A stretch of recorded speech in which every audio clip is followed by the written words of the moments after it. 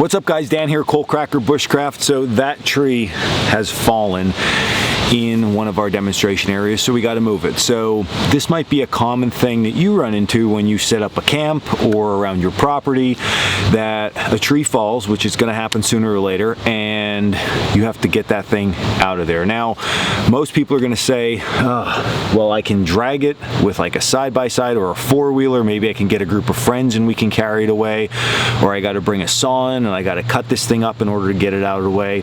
And that might be the case if the tree is just absolutely humongous. But if it's just a normal sized tree, 9 to 12 to 15 inches in diameter, then you can use this tip I'm going to show you today to just drag the tree out all by your lonesome and get back to camp life. So let's get right at it. So literally the only thing you're going to need for this is a stick. I just picked this up off the ground and cut it to length, and some rope. Paracord or small diameter bank line, stuff like that's not going to work. You need something with a little bit more heft to it. Length of the rope anywhere from 6 to 8 feet. You honestly don't have to go too much larger than that. If you do, it sort of gets in the way as you're using this method. And then on one side of it, you're going to tie a slip knot. So it's just a knot with a loop that slips like this, and that's going to be the part that goes around the tree. The other thing that you're going to need to know is a lark's head, and what that is on the side that does not have the slip knot.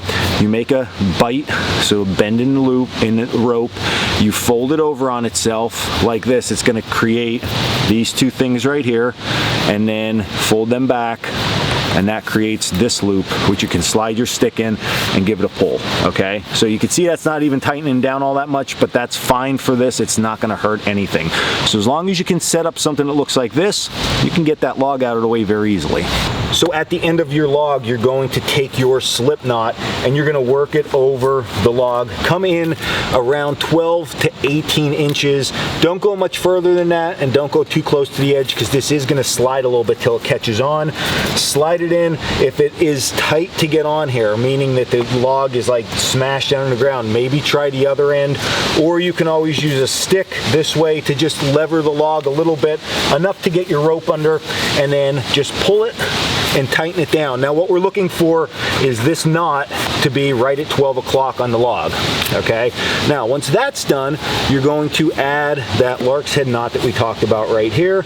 All right, we're just going to fold that over and put our stick in place like this, allowing it to pull tight. Now, here is the most important, not most, but one of the more important things to realize, is that the length between the knot and the stick needs to be not precise, but it needs to be a specific length. And that specific length should be, when I stand with my feet, even with the end of the log, and I stand up, I shouldn't be able to totally stand up. So if I'm in this position, totally extended, and there's slack in the rope where I'm still holding the handle, it means I need to lower my handle down on that rope. Also, we don't want it so low that I'm down like this, okay? So you just want to find that happy medium where it's a little bit uncomfortable, but if you bend your knees and keep your back straight, you're fine. And then at this point, you're ready to go. So because of this, we have a lot of mechanical advantage here. I can stand up. You can see the log's already moving, okay, without much, literally no effort at all. And then if I need to pull this thing, I just start to walk. It'll bind up on itself, and I'm pulling a big old log. So there you go, another tool for the toolbox in this video. I hope you enjoyed it. If you did, hit like and subscribe down below. Also check us out over at coalcrackerbushcraft.com for all our gear that we produce, and our classes and our blog, all that good stuff. And then until the next video, stay in the woods.